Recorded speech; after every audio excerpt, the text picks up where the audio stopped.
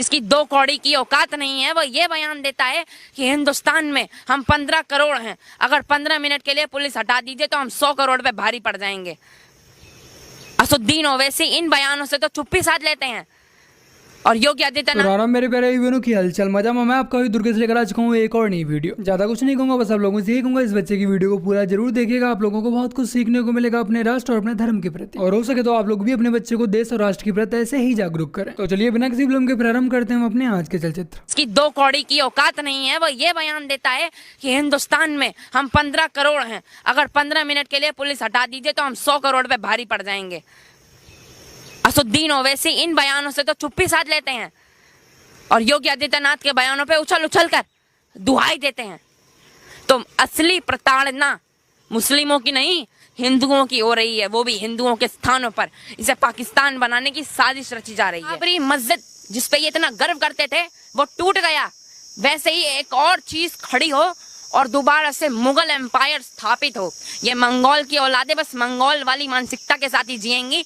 Experts ने भी एक बात कही है कि सैयद नाम की जो ये मंगोल की औलादे हैं ना, या नाजिम, ये अफगानी नाम ये जो हिंदुस्तान में रखते हैं, ये इनकी अफगानी सोच है और मंगोल के इनके डीएनए हैं जो ये भारत में प्रचार करना चाहते हैं।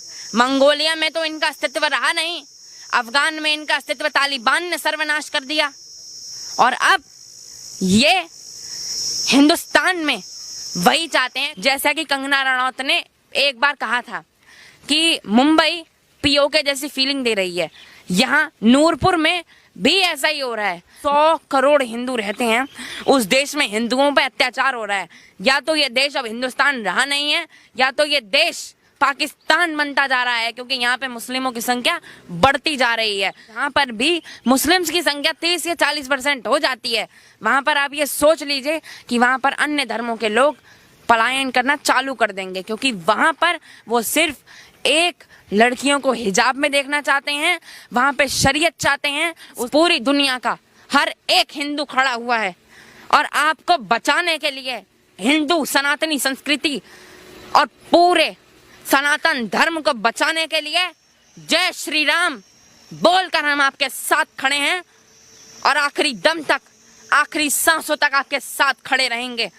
यूपी के विधानसभा चुनाव है, उसमें किस तरीके से योगी आदित्यनाथ की इमेज को डिस्ट्रॉय करने की साजिश एआईएमआईएम के नेता अकबरुद्दीन ओवैसी, असुद्दीन ओवैसी और सैयद नाजिम अली जैसे नेता कर रहे हैं। योगी आदित्यनाथ 2022 में दोबारा सीएम की कुर्सी पर लौट रहे हैं।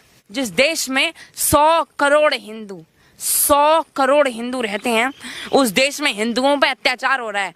या तो ये देश अब हिंदुस्तान रहा नहीं है, या तो ये देश पाकिस्तान बनता जा रहा है, क्योंकि यहाँ पे मुस्लिमों की संख्या बढ़ती जा रही है। जैसा कि कंगना रनौत ने एक बार कहा था कि मुंबई पीओके जैसी फीलिंग दे रही है, यहाँ नूरपुर में भी ऐसा ही हो रहा है। नूरपुर में जैसे कश्मीर में अत्याचार किए गए, वैसे ही अब नूरपुर दूसरा कश्मीर बन रहा है। और ये सीधे सीधे एक साजिश है, एक षड्यंत्र है। यूपी विधानसभा में ये आपके जो एआईएमआईएम अलगाववादी पार्टी के अलगाववादी नेता सैयद नाजिम अली जिस तरीके से बयान देते हैं कि हम बारात नहीं उठने देंगे, हनुमान चालीसा का पाठ नहीं होने देंगे, तो आप खुद सोचिए, जिस देश में हिंदुओं की संख्या, देश को छोड़िए, एक बार साइड में रखिए, यूपी जिस स्टेट में ये चीज हो रही है, वहां पर 80% हिंदू आबादी है, और फिर भी वहां पर ये चीजें हो रही हैं। तो हम किस मस्तिष्क से देखें इस चीजों को? या तो ये चीजें हिंदुओं के खिलाफ हो रही है, क्योंकि सेकुलरिज्म का पाखंड पिछले 70 सालों से ये लोग करते हुए आ रहे हैं।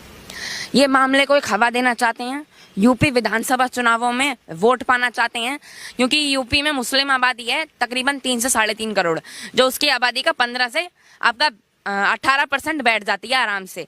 तो अब यहाँ पे ये सारे मुस्लिमों का वोट पाना चाहती है एआईएमआईएम, और हैदराबाद के बाद यूपी में एक बहुत बड़ी पार्टी बनकर उभरना चाहती है, ताकि 2024 में एक अच्छी वो एक अच्छी तरीके से एक पार्टी ये उभर सके और जो आने वाले लोकसभा चुनाव हैं और यूपी के विधानसभा चुनाव हैं उसमें किस तरीके से योगी आदित्यनाथ की इमेज को डिस्ट्रॉय करने की साजिश AIMIM के नेता अकबरुद्दीन ओवैसी, असुद्दीन ओवैसी और सैयद नाजिम अली जैसे नेता कर रहे हैं। बाबरी मस्जिद जिसपे ये इतना गर्व करते थे वो टूट गया, वैसे ही एक और चीज खड़ी हो और दोबारा से मुगल एम्पायर स्थापित हो। ये मंगोल की औलादे बस मंगोल वाली मानसिकता के साथ ही जिएंगी और मंगोल वाले षड्यंत्रकारी दिमाग के साथ ही हिंदुओं पर और अन्य धर्मों के लोगों पर अत्याचार करती रहेंगी, जो पीसफुली इस देश में रहना चाहते हैं। जिसकी 2 कौड़ी की औकात नहीं है वो ये बयान देता है कि हिंदुस्तान में हम 15 करोड़ हैं, अगर 15 मिनट के लिए पुलिस हटा दीजिए तो हम 100 करोड़ पे भारी पड़ जाएंगे। असुद्दीन ओवैसी इन बयानों से तो चुप्पी साध लेते हैं और योगी आदित्यनाथ के बयानों पे उछल उछल कर दुहाई देते हैं। तो असली प्रताड़ना मुस्लिमों की नहीं, हिंदुओं की हो रही है, वो भी हिंदुओं के स्थानों पर। इसे पाकिस्तान बनाने की साजिश रची जा रही है ताकि ये एक हिंदू मेजॉरिटी से मुस्लिम मेजॉरिटी जो स्टेट है और जो कंट्री है वो जल्दी बने। देखिए मेरे ख्याल से तो अब हिंदू जाग चुका है, क्योंकि 2014 में जिस तरीके से यूपीए की सरकार को निस्तनाबूद करके एनडीए की सरकार हिंदुओं द्वारा हिंदू नहीं देश के जागरूक नागरिक द्वारा स्थापित की गई, वह ये दर्शा रहा है कि अब सच में देश के लोगों को उनका विकास चाहिए।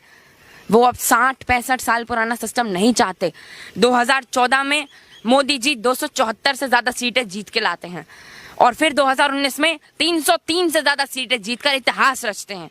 इसका सीधा सीधा मतलब ये है कि मोदी जी की जो ये पॉपुलैरिटी धीरे धीरे बढ़ती जा रही है और देश में जो वो इतना विकास कर रहे हैं, उसके बाद ये इनका सिर चकरा रहा है कि कैसे जो भाजपा 3 सीटें जीती थी 90 और 80 के दशकों में, वो आज 303 सीटों पर आकर खड़ी हो गई है। और कैसे यूपी के चुनावों में जिस तरीके से हिंदू सपा के साथ खड़े हो गए थे, आज उल्टा हो चुका है।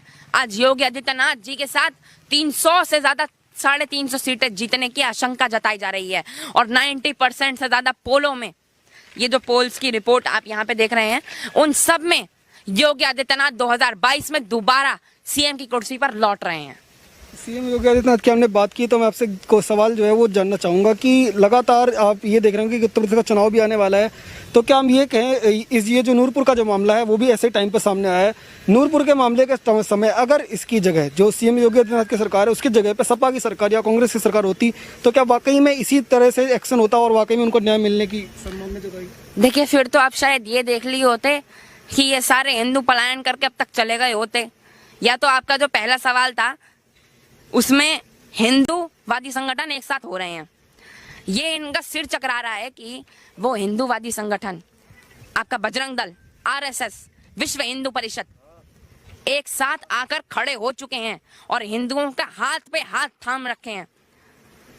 और साथ ही साथ ये जो एक षड्यंत्र, जैसा कि आपका ये सवाल है, ये इनका एक षड्यंत्र है ताकि जो आने वाले उसमें चुनावों में ये ज्यादा कर सकें। और आपका दूसरा प्रश्न जो था कि कांग्रेस और इनकी सरकार होती तो क्या होता, देखिए सपा की सरकार होती तो या तो अब तक हिंदू नूरपुर से जो 150 फैमिलीज अभी भी बची हुई हैं, या तो वो पूरी तरीके से निस्तनाबूद हो गए होते, या तो उनके दीवारों पे नाम लिखे गए होते कि ये शहीद हिंदू हैं जो इस समय फलाना ढिमकाना क्षेत्र में शहीद हो गए।